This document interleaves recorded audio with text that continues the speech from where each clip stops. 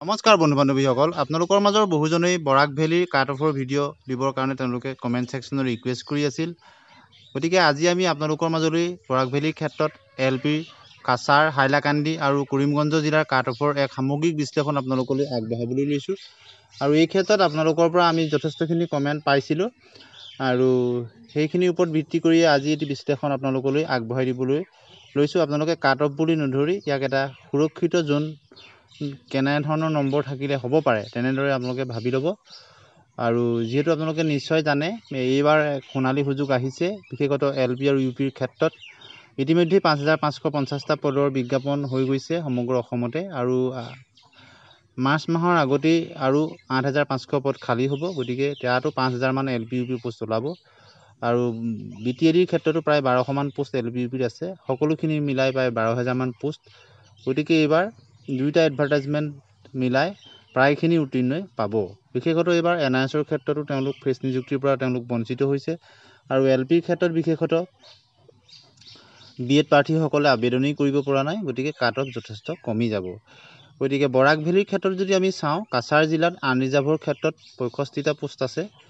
OBCৰ ক্ষেত্ৰত 21টা SCৰ ক্ষেত্ৰত 16টা ST প্লেইনছৰ ক্ষেত্ৰত 25টা ST হিলছৰ 10টা আৰু PWDৰ 21টা টি টাইপছৰ ক্ষেত্ৰত 12টা এইবাৰ আটাইতকৈ ভাল খবৰটো হ'ল যে টি টাইপছৰ ক্ষেত্ৰত সুকীয়াকৈ ৰিজাৰ্ভেশ্যন দিছে গতিকে টি টাইপছৰ ক্ষেত্ৰত এইবাৰ যথেষ্ট পোষ্ট ওলাইছে সমগ্ৰ অসমতে আৰু বৰাক ভেলীতো ওলাইছে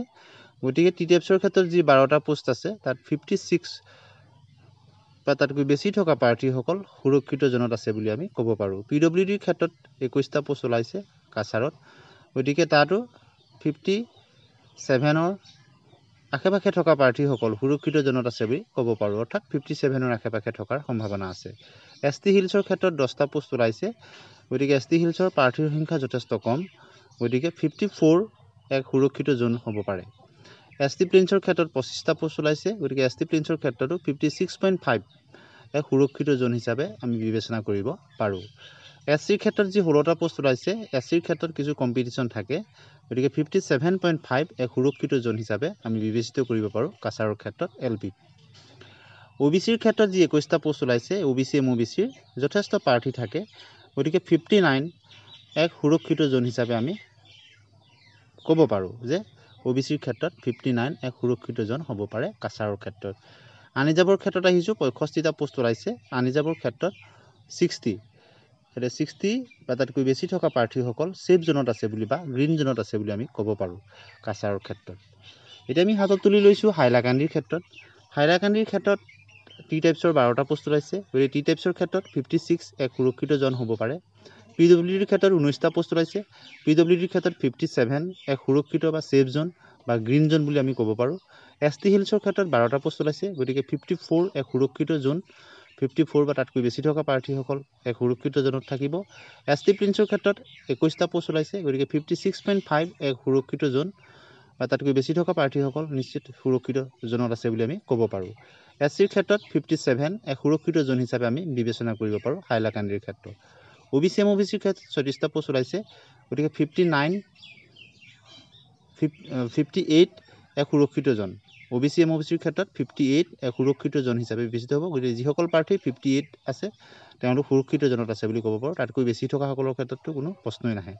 গতিকে আনৰিজাৰ্ভৰ ক্ষেত্ৰত 101টা পোষ্ট ওলাইছে গতিকে 59 এক সুৰক্ষিত জন হিচাপে আমি বিবেচনা কৰিব পাৰোঁ এতিয়া আমি হাতত তুলি লৈছোঁ কৰিমগঞ্জ জিলা কৰিমগঞ্জৰ ক্ষেত্ৰত আনৰিজাৰ্ভত 58টা পোষ্ট ওলাইছে গতিকে 60 এক সুৰক্ষিত জন বা সেফ জোন হিচাপে বিবেচিত হ'ব ঠিক একেদৰে OBC আৰু MOBCৰ ক্ষেত্ৰত 12টা পোষ্ট ওলাইছে গতিকে OBC MOBCৰ ক্ষেত্ৰত 59 এক সুৰক্ষিত জোন হিচাপে আমি বিবেচনা কৰিব পাৰোঁ SCৰ ক্ষেত্ৰত কোনো পোষ্ট ওলোৱা নাই গতিকে তাত কাট অফৰ বিশ্লেষণ কৰাৰ কোনো কথা নাহে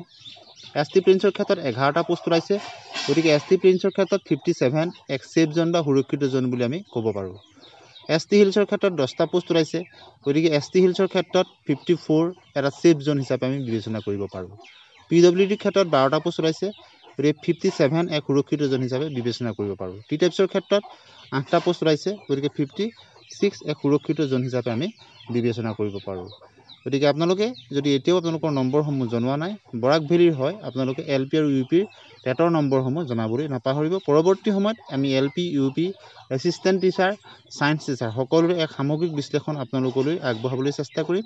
আপোনালোকে আপোনালোকৰ নম্বৰসমূহ কমেণ্ট ছেকশ্যনত জনাব। আৰু প্ৰথমবাৰৰ কাৰণে চাইছে চেনেলটো ছাবস্ক্ৰাইব কৰি দিব, ভাল পালে লাইক আৰু শ্বেয়াৰ কৰি দিব। আজিলৈ আহোঁ।